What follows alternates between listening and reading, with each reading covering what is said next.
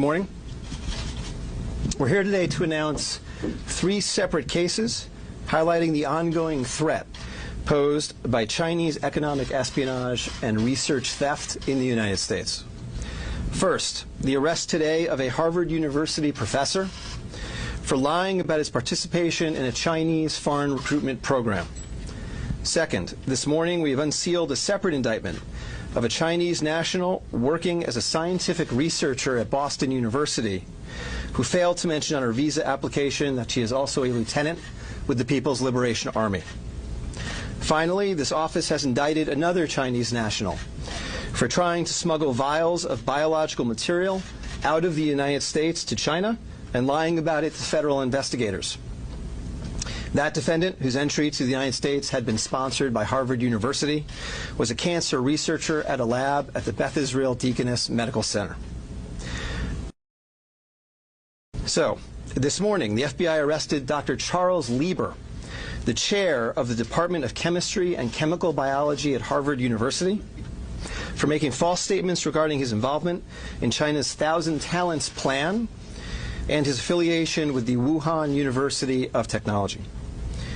The complaint alleges that Dr. Lieber signed a contract with the Chinese university in Wuhan and was paid up to $50,000 per month, plus up to $158,000 in living expenses, and awarded more than $1.5 million to set up a research lab at the Chinese school and work there on researching nanotechnology. Lieber also joined China's Thousand Talents plan, according to the complaint, a Chinese government-run program designed to entice scientists and researchers in the United States to share their research expertise with China. At the same time, Dr. Lieber was receiving U.S. grant funds from the Department of Defense and the National Institutes of Health. National Institutes of Health spends up to $39 million a year funding medical research in the United States. Those programs required Dr. Lieber to disclose if he was working with, including receiving funding from, any foreign power. When questioned, Lieber hid his involvement with the Chinese entities, including specifically disavowing any connection to China's Thousand Talents plan. Meanwhile, based on the complaint, it appears that China paid Lieber hundreds of thousands of dollars over the years for his involvement with the Chinese entities and for his work on research for Chinese gain. Also today, a federal grand jury indicted Yenqing Ye, a Chinese national, with lying on her J-1 visa application, making false statements to Customs and Border Protection, conspiracy, and being an unregistered agent of the People's Republic of China. According to court documents,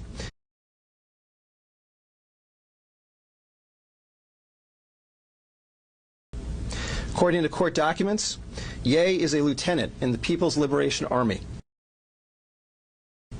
but she concealed her military connections while employed as a researcher at Boston University's Department of Physics, Chemistry, and Biomedical Engineering Center for Polymer Studies.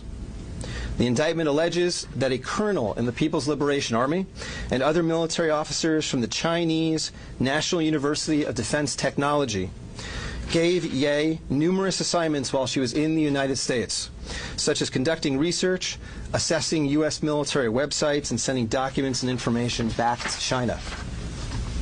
In April 2019, Ye was questioned by customs officers at Logan Airport on her way to China. According to the indictment, she lied about her involvement with Chinese military projects. A border search of her electronic devices showed that Ye had compiled information for the People's Liberation Army about 2 U.S. residents with expertise in robotics and computer science. Lastly, last week this office indicted Zheng Xiaozhang, a Chinese national sponsored by Harvard University who was doing cancer research at the Beth Israel Deaconess Medical Center.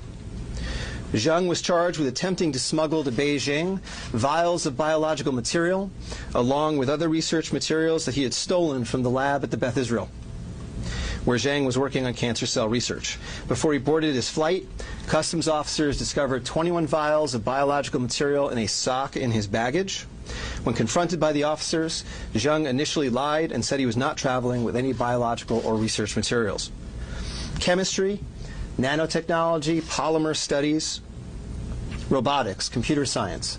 biomedical research. This is not an accident or a coincidence. This is a small sample of China's ongoing campaign to siphon off American technology and know-how for Chinese gain. Recently, Attorney General Barr referred to China as this country's primary rival. Similarly, FBI Director Chris Wray recently told Congress that right now there is no country that poses a greater counterintelligence threat to the United States than China. Through the use of not only traditional intelligence officers, but academics, researchers, its own private citizens, China is engaged in a massive, long-term campaign to steal U.S. research and technology for its own uses.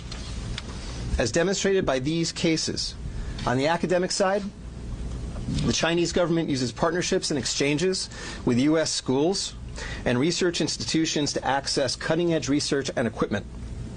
Obviously, most visiting Chinese academics and researchers are here to work in good faith in U.S. institutions, but some of them are not.